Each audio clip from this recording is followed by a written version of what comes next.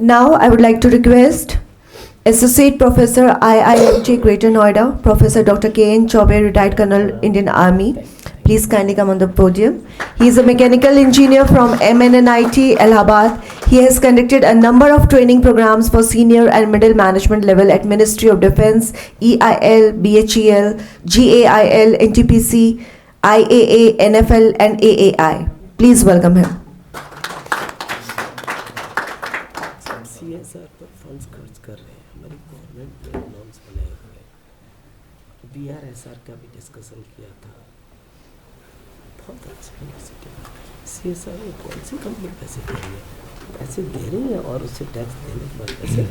Well, good afternoon, honorable our dignitaries, students and guests. At the outset, I thank Dr. Vinay for giving me this opportunity to interact with you all regarding a very important message of the Prime Minister that we all are aware that he has taken up this mission to liberate our country from the past misgivings and past colonialism of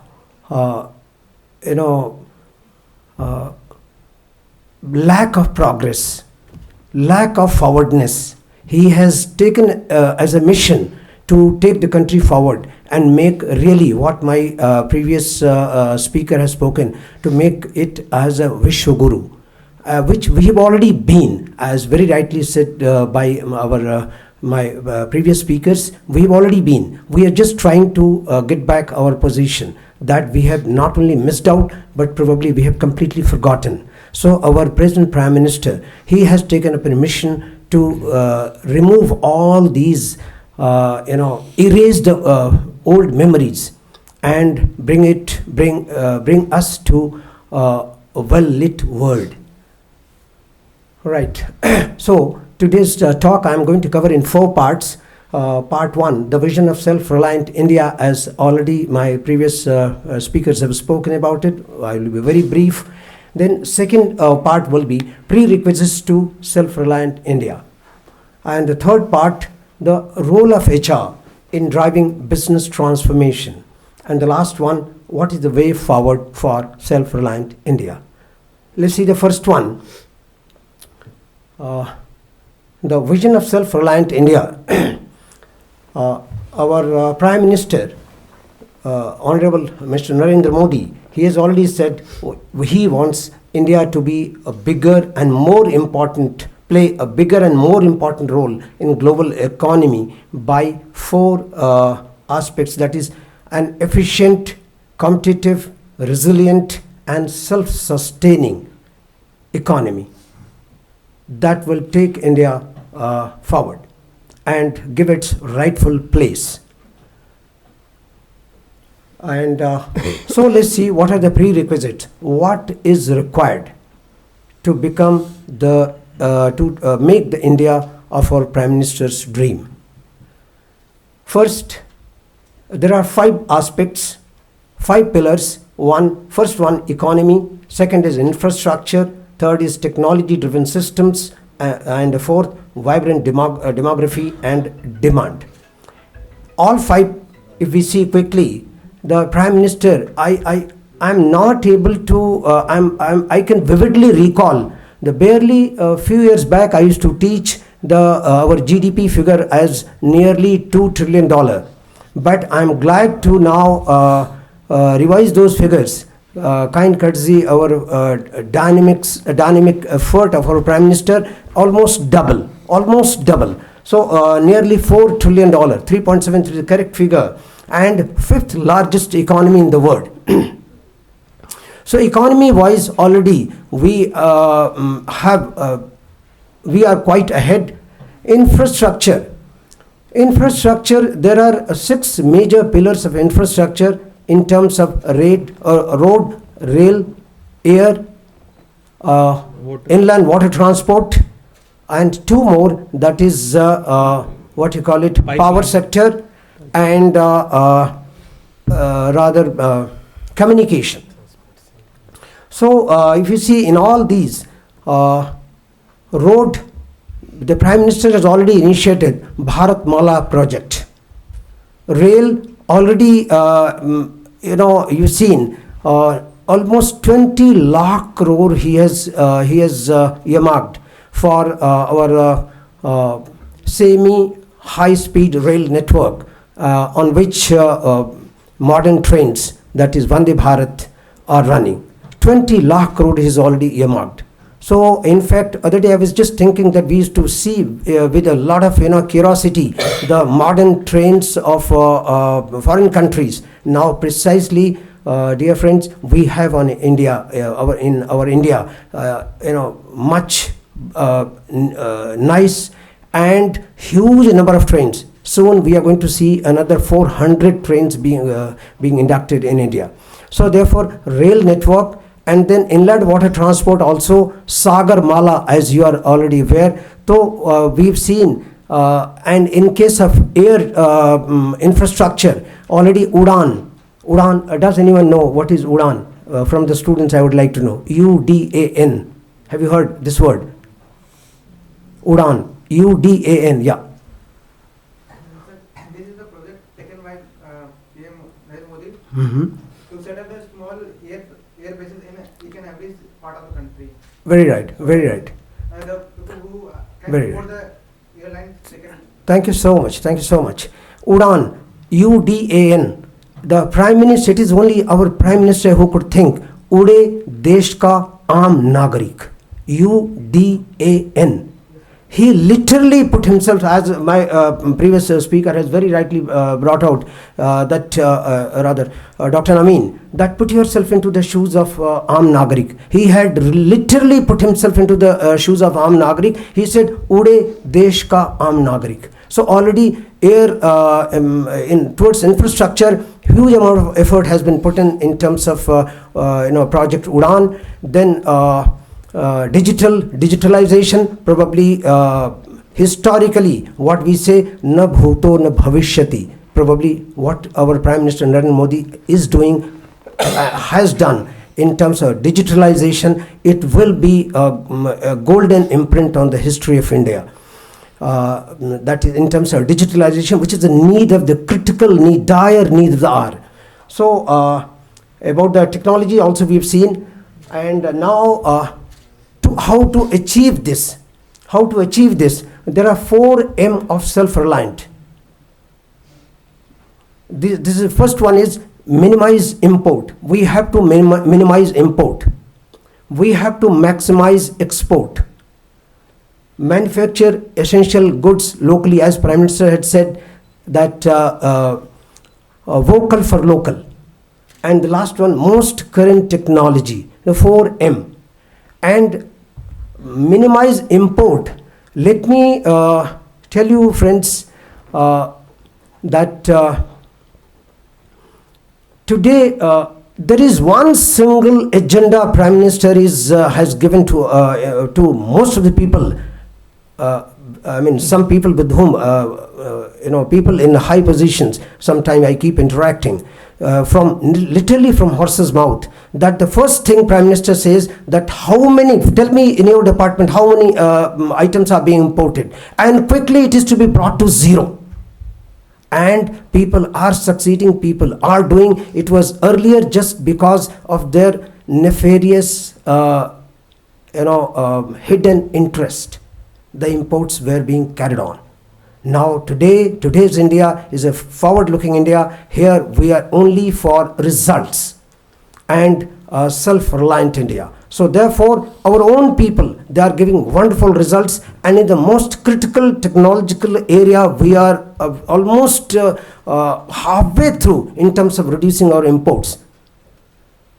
And of course, certain areas where we have not yet still succeeded, which we'll see a little later, we are absolutely with open hand welcoming people who are better than us in those technical areas, giving them all the facilities here available on our land. Remember, this is a question of bargaining, and we are here to bargain.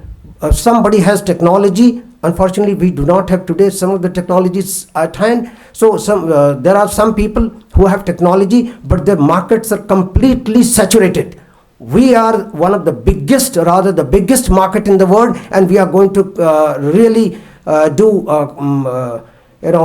bargaining on this issue. Come, do business. You will have a brisk business, but then you got to share technology with us. And where are the problems? Again, we'll see a little later that why people are having still certain inhibitions about that. We'll see. Now, manufacturing essential goods. This is part of same aspect which I have told you. A most critical technology also. This is what we need to have, and we'll discuss a little later. 4L of self-reliant.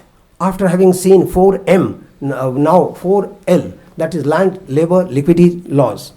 And good about last one decade, we have realized, so therefore in 2013, already Land Acquisition Rehabilitation Resettlement Built Act 2013, LAR as we say, has been promulgated. But still large number of litigations is still going on. We need to smoothen those aspects. Because in certain cases, unless to the entrepreneur you give the land, the government gives the land, entrepreneur can do nothing about it. And to provide land, the question of landowner's consent has become a big issue. The judiciary is also taking it little, has to take a balanced view about the development of the country, need of the entrepreneur, need of the country, and need of the owner. So obviously it all boils down to compensation. And that's not a big issue which cannot be worked out. Well, the country is doing its level best.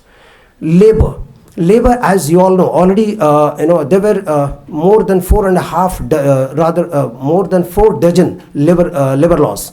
And our Honorable Prime Minister has given orders. All these labor laws have been repealed, and new labor codes have been brought in practice.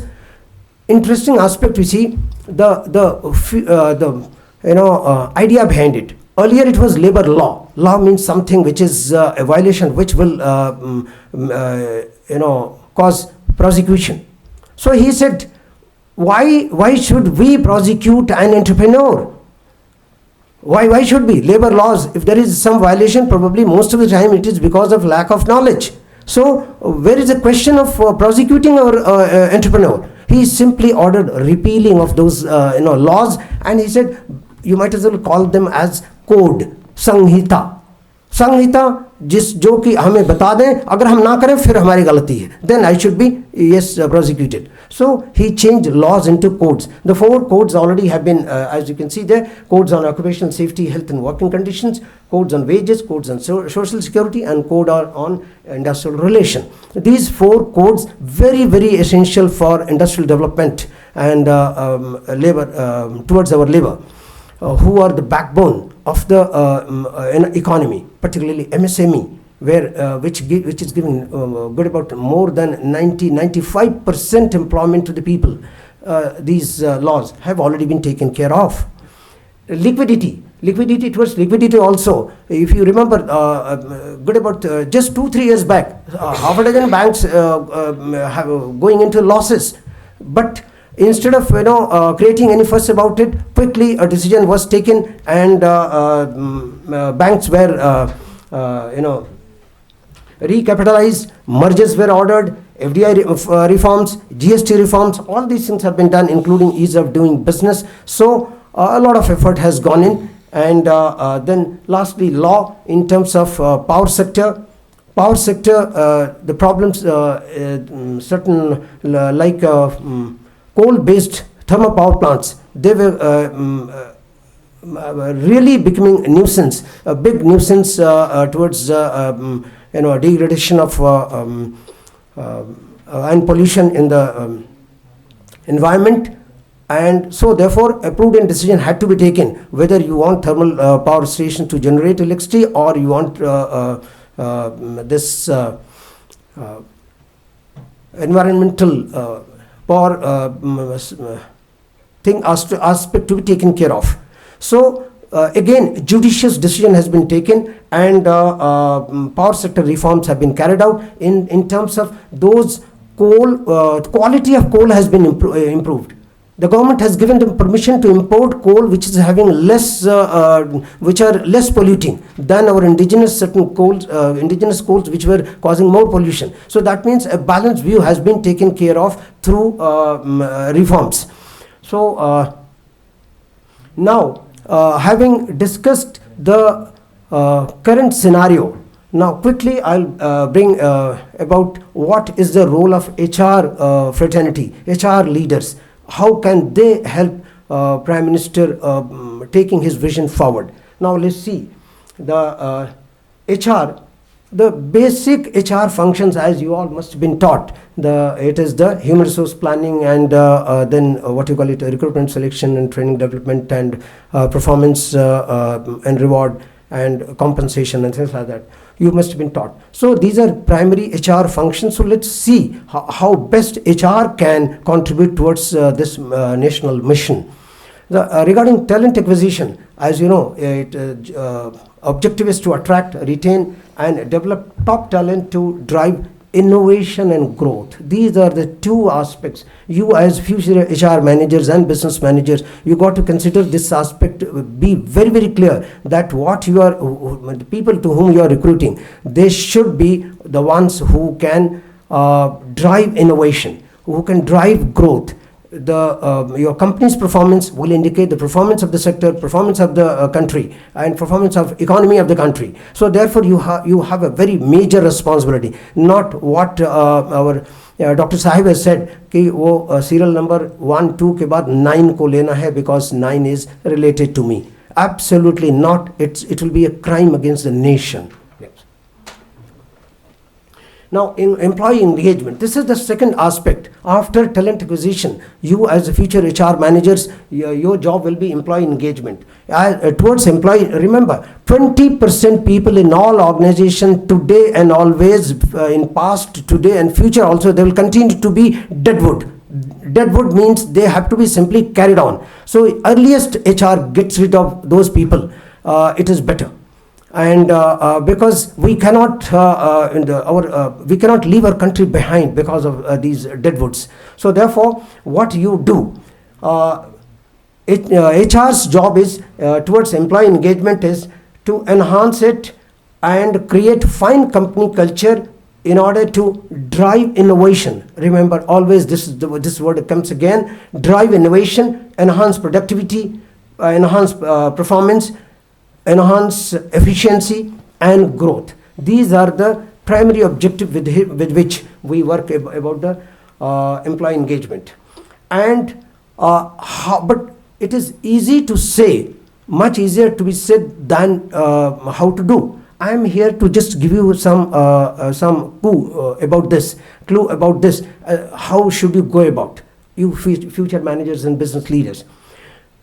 You got to offer your top talent competitive compensation. Remember, this is very important. I mean, if someone says that I come to my organization daily as a part of charity, he or she is lying, absolutely lying. So therefore HR understands this at the earliest, better it would be. Then offer growth opportunity for the person and promote work-life balance. It doesn't take anything from you because these days everyone can work from home. I mean, let me very honestly admit before you that when I am in office, I work for 6 hours, but given a opportunity of work-life balance, I will work for 10 hours. You give me 6 hours in office, then I will work 4 hours in office, but because you've given me 2 hours job at home, I will work 4 hours at home. So therefore work-life balance is a very, very major aspect, need to be understood. Then encourage positive company culture, provide recognition and appreciation, seek feedback, address their concerns and foster sense of purpose. That you are not only a nut bolt, you are one of the driver of this organization. This is what is the meaning of fostering sense of purpose among the employee. Right. Then third is the change management. We need to understand the importance of change management. As you know that Amazon started from online bookstore, and now they are the biggest tech giant in the world. IBM, they started with the hardware. They quickly understood that hardware days are over, quickly changed over to software, and then now they are in AI and cloud computing. Netflix, simple DVD rental people. They used to give a DVD on rental. Now today, just see, they are the streaming platform in the world. And Procter & Gamble, they were a product-driven company. Now they are a service-oriented company. And so therefore, what is next? HR must understand that today is the day of data-driven management system. Everyone who comes to you with certain idea, advice, opinion must ask him or her to support his or her recommendation with the data. It has to be supported with the data. So therefore, like for example, you've seen the Google, they have optimized search algorithms and driving huge revenue. Walmart, they have improved their supply chain. Airbnb, their pricing and availability, pricing versus availability, basically dynamic formulation of revenue system. Uber, they have optimized route planning, surge pricing, driver compensation, all these things. As you've seen that while you're moving and red route and all these kind of things, you're being shown. This is all data driven. So you as HR manager, business manager of future, earliest understand the importance of data based management system is better, data driven decision management system. And last one is the AR cannot underestimate the importance of technology adoption.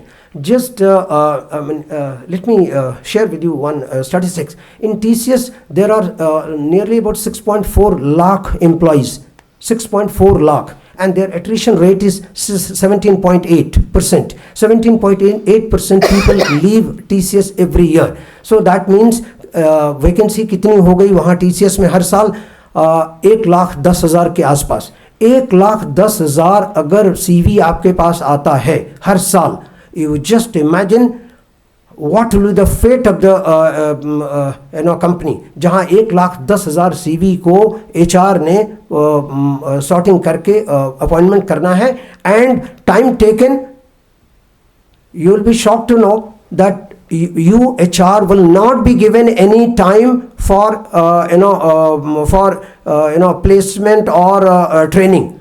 The person should be effective 100% from day one. That means you get absolutely no time. Forget about recruitment and selection, placement and onboarding, etc. So that is because of competition, huge competition. So therefore, you got to, what is the way out? Way out is adoption of artificial intelligence, AI, bots, bot system, robots. So these are the precisely things, automation, recruitment, bots. These are the things that will help you to ensure that you provide manpower quickly, before the operations, raises the concern, the person is already reported. Then HRMS. HRIS was the old system. This is a human resource management system these days. The 360-degree management you have to carry out. And for that purpose, you got to have technology at your beck and call. Then ERP, the entire process must be through ERP. There should be nothing where the manual interface is there. The smartphone. HR को बहुत जल्दी ये समझना पड़ेगा कि nobody is going to at home and open system and then give you everyone while walking also the information must be available to everyone on mobile. So HR and mobile must be synonym to each other. Whatever HR says, it must be first fed into the mobile and then HR should say, okay, fine, this was the point. So the power of smartphone must be earliest understood by HR than better.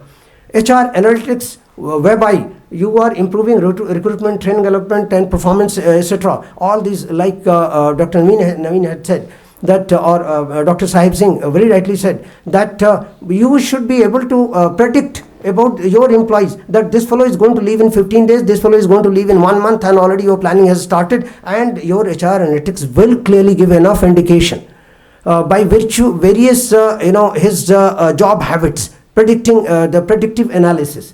So therefore, predictive analysis becomes the foundation of HR functioning. And last one, the innovation. Innovation, the organization, though everyone is responsible, but HR is the initiator. HR has to understand that innovation is possible only if it fosters a culture of innovation in the organization.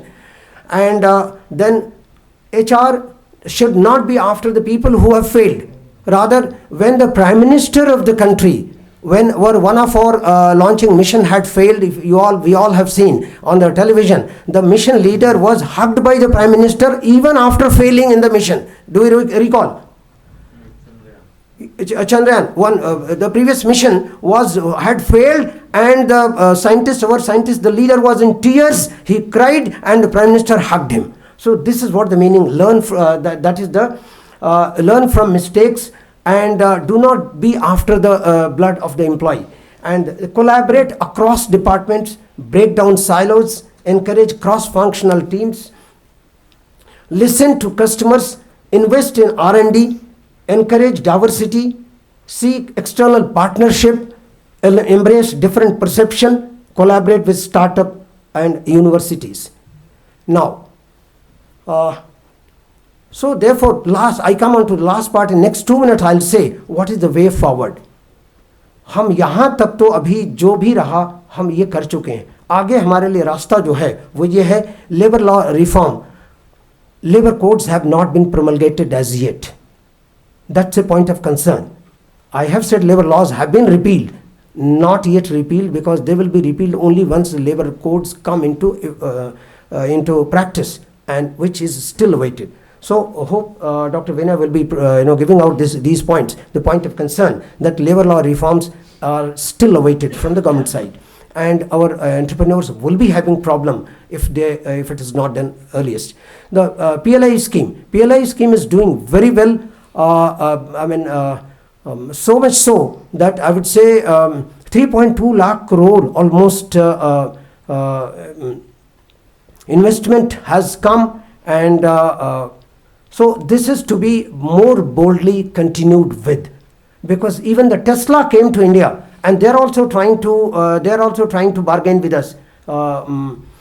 Tesla says, अगर आप मुझे 12% import duty में relief देंगे तो हम 12,000 car बनाएंगे, 20% देंगे तो 20,000 कार बनाएंगे, all those कहानीज. So ठीक है, fine. I mean, everyone is free to negotiate. Yes, whatever possible, we will definitely do for them, but then let them come here. The 3D manufacturing already, we are doing good job. Recently, just day before yesterday, I read about IIT Madras having done a great job in this. Then semiconductor chips manufacturing, this is one area of concern where today's our country is having business to the tune of $4 billion.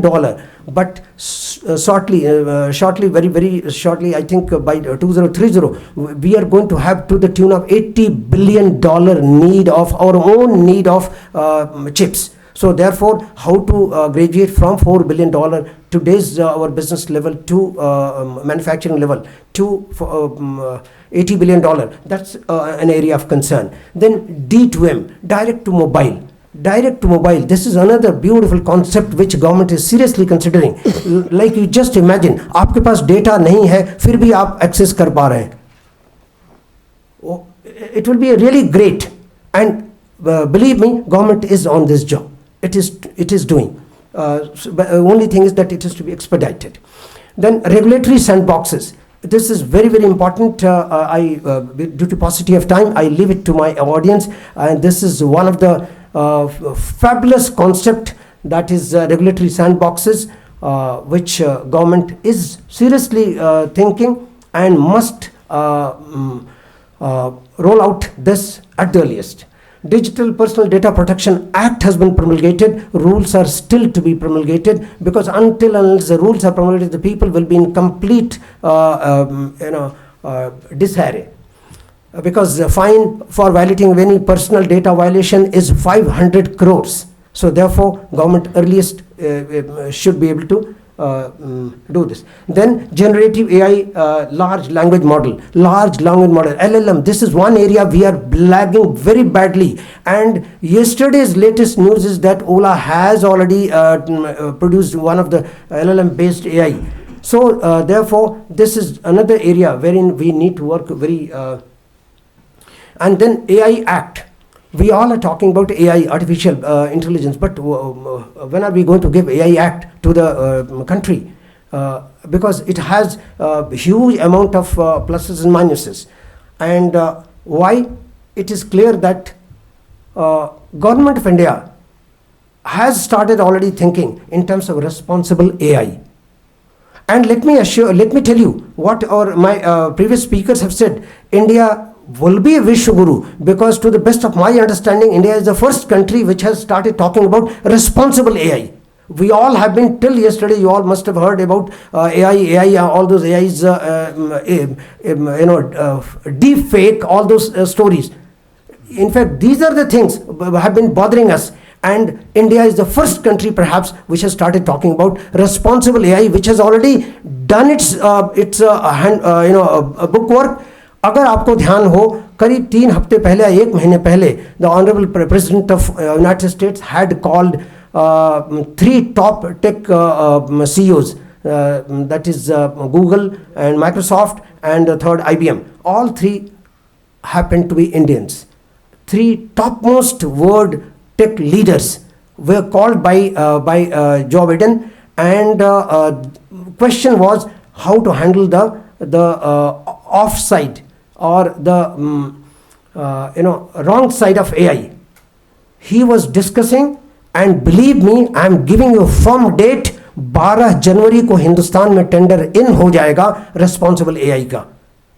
Already IITs and ITs have been included in the tender. Tender document has been issued regarding responsible AI. India is the leader today, as of now, to the best of my understanding. Then emotion AI.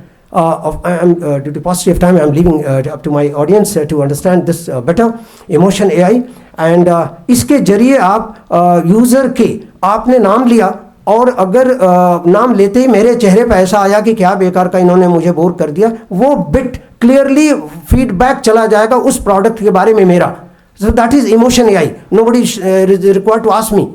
And the person who has collected my facial expression against the name of that product is going to really make money. कि देखो ये है तुम्हारे product का actual feedback. So emotion AI. Then high efficiency solar PV modules. This is another area of huge concern that is required to be addressed, because we are importing today the high efficiency solar PV modules. We are not able to manufacture because we do not have the necessary chips.